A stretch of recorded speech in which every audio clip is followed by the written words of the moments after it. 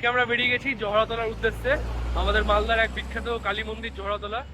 আজকে সেখানেই যাব এই বন্ধুকে নিয়ে। তো যাই, এখন বাকি রাস্তার ব্লগ আমরা করছি। মালদা জেলার রথবাড়ি থেকে ৮ কিলোমিটার দূরত্বে গোপালপুর নামক এলাকায় এই মা জহড়ার মন্দির অবস্থিত।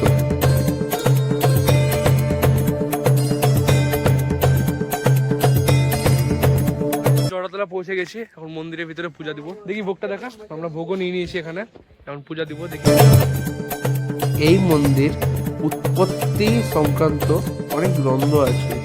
কেউ কেউ বলেন এই মন্দির ডাকাতদের দ্বারা পূজিত হয়েছিল, আবার কেউ কেউ বলেন আনুমানিক ৩০০ বছর পূর্বে উত্তরপ্রদেশের এক সাধক এই মন্দির স্বপ্নাদেশ পেয়ে এই মন্দিরে পূজা শুরু করেছিলেন। পরবর্তীতে হীরারাম তিওয়ারির স্বপ্নাদেশে মা এসে তার রূপ দেখান এবং পরবর্তীতে হীরারাম তিওয়ারি সেই রূপে এই মন্দিরে পূজা শুরু করেন। এখন হীরারাম তিওয়ারির অষ্টম পুরুষ এই মন্দিরে পূজা করছে।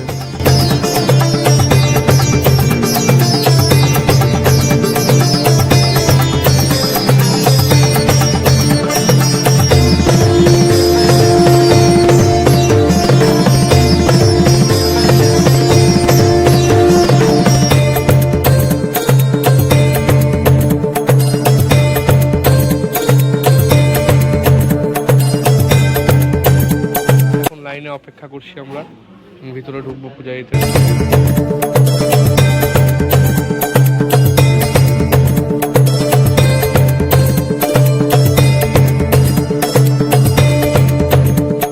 পূজা দেওয়া কমপ্লিট, তাহলে বুকটা দিয়ে নিচে লাই।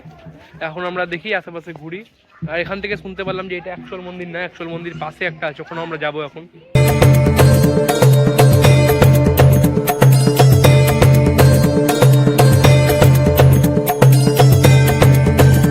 মন্দিরের পাশে শিবলিঙ্গ এবং গণেশ ঠাকুর এবং হনুমানজির একটি বিগ্রহ আছে, ঠিক মন্দিরের পাশটাতে বাম পাশে।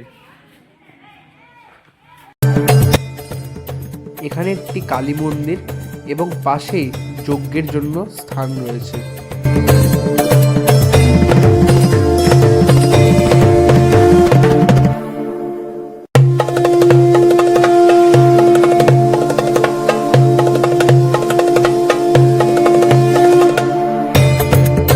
এখানে পূজা শুধুমাত্র দিনের বেলায় সংগঠিত হয়, রাত্রেবেলা কোনোরূপ পূজা করা হয় না।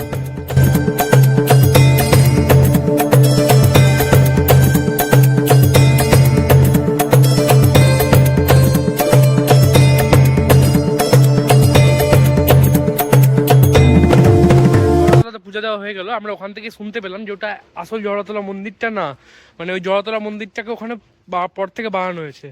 আসল জহড়াতলা মন্দিরে আমরা পৌঁছে গেছি, এই হচ্ছে সেই আসল জহড়াতলা মন্দির। আমরা এখন দেখাচ্ছি এর ভিতর কেমন আসে। এখন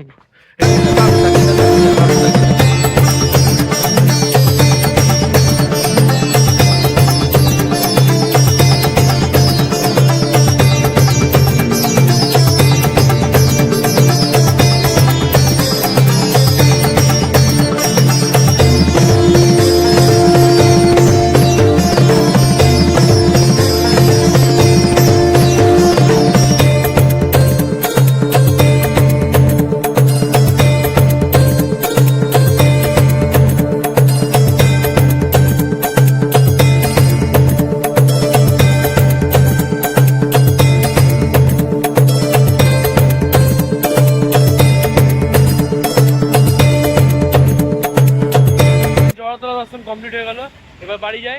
আজকের জন্য এখানে, ভালো লাগলে লাইক, সাবস্ক্রাইব এবং কমেন্ট করে দেবেন। বাই।